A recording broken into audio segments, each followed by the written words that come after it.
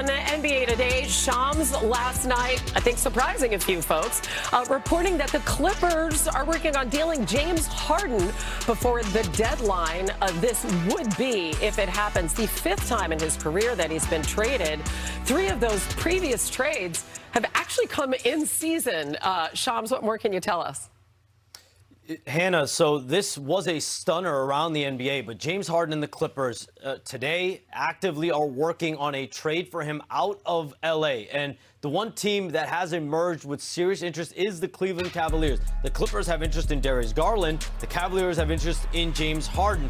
And why this is even possible is because James Harden has a mutual option in his contract for next season. He's got a $13 million partial guarantee, and that has sparked discussions over the last several days about James Harden's future with the Clippers and whether there is a longer-term contract potentially awaiting him in the offseason. And once there was nothing really promised, there's no guarantee that he's going to be on the Clippers roster even next season and beyond. There are teams waiting in the wings, and the Cavaliers clearly have a potential need for him, and both sides are looking at this as a potential beneficial option. James Harden wants to compete for a championship. He sees the Clippers are a play-in tournament team right now. The Cavaliers obviously have aspirations in the Eastern Conference, so potentially to play with Donovan Mitchell and Evan Mobley has become a priority for Harden this week.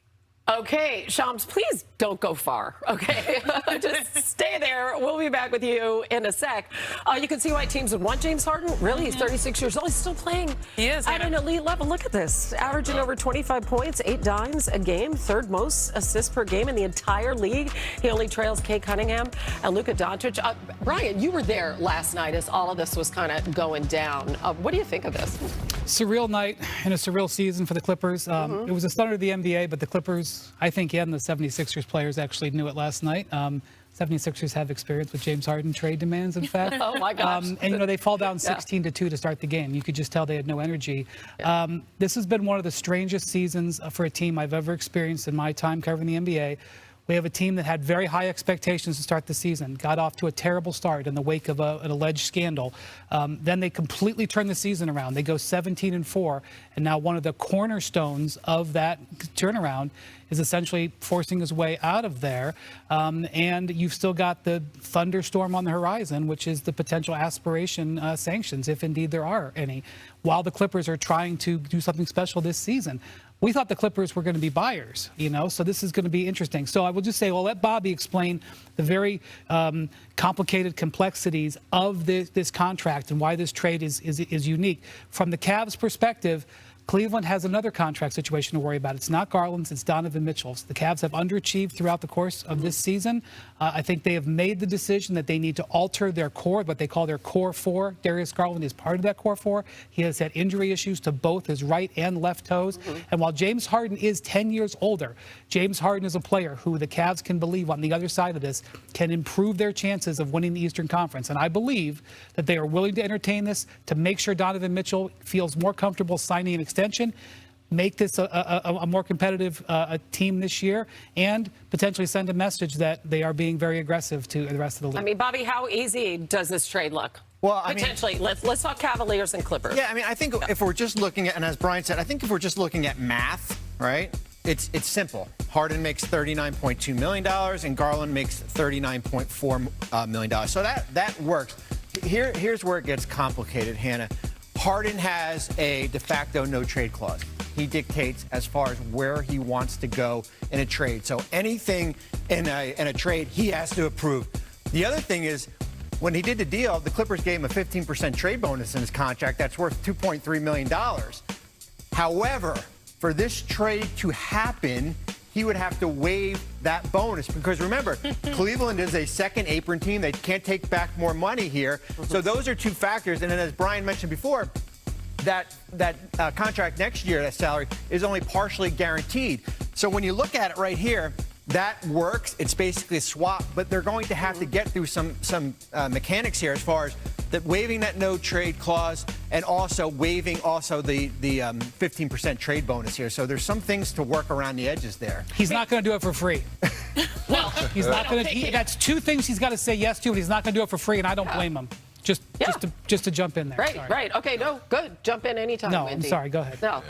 Shump, how do you like this on the floor, potentially, if you swap Garland and Harden out? On the floor, I don't know if I like it because Why not? I've watched the Cavs be successful in the past, hanging their hat on the defensive end. You just got rid of DeAndre Hunter, and now you bring in James Harden. Your defense takes a hit. I love Ja.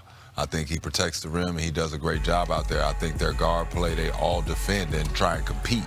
But when you add James Harden, you're going to lose a little bit on defense, which, you know, I'm sure they know and they're willing to roll their dice with that.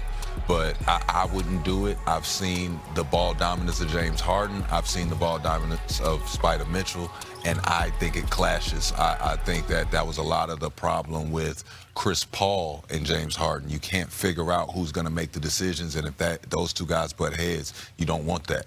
I don't want to see it, but I hope they make me wrong. If it happens and I'm wrong, I would love to be wrong about this because that's Well, two all-star basketball players. players. Ever that would love to be wrong. I would. I would love for the Cavaliers to do well. Yeah, but you know what? You just highlighted something very important. It is kind of a high risk, high reward because you do lose on defense, but you do gain a lot offensively. There have been many different versions of James Harden, the beard, right?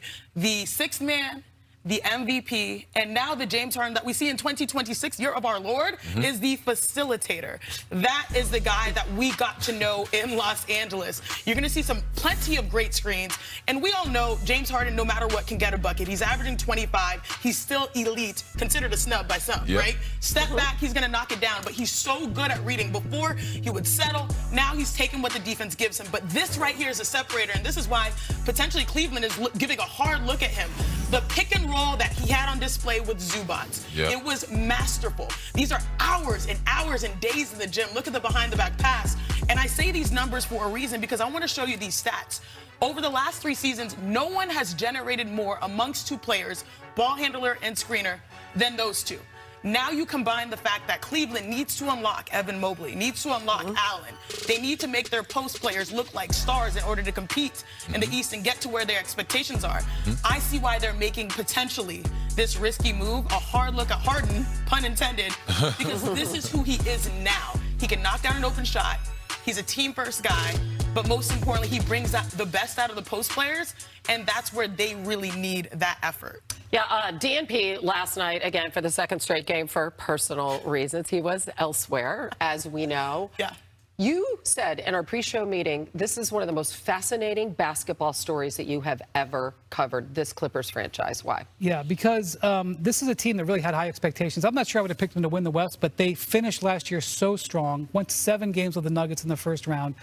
They thought that they upgraded their roster in the offseason. That's debatable. But when you go 17-4, and not only that, Kawhi Leonard is playing really some of the best basketball he's had.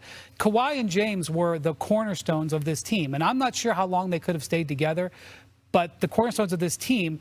And for James to, it's his prerogative. James has got to take care of himself. But it's just unusual. But I also say that Cleveland has believed in this core 4 for a long time, which is, Jared Allen, Evan Mobley, Donovan Mitchell, and Garland. And now to move off of that, it signals pretty much anything is possible. Cleveland has already made 1 trade this week. I think, in talking to sources, this deal can get done if the Cavs say yes. And what's holding the Cavs up is, I'm sure, what they might have to pay James Harden in a new contract, but also that they actually want to fracture the core 4. Because this is, I can tell you, just spending a lot of time around Cleveland, this is something that they believed in could lead them to the finals. But I think this ball is sitting in the Cavs' court right now. Real quick, Bobby, could they afford to keep that core 4, though? What would that look like? They can. I mean, you're swapping out the Garland and Harden number here. And I think if we're talking about what James Harden wants. If for this deal to happen, if I'm James Harden, I'm wanting my contract for next year guaranteed. It's only $13 million of that $42 million. Or we're going to rip that up and we're going to do a new deal in the offseason here. But yeah, it's expensive. They've committed to paying over $140 million in luxury tax penalties.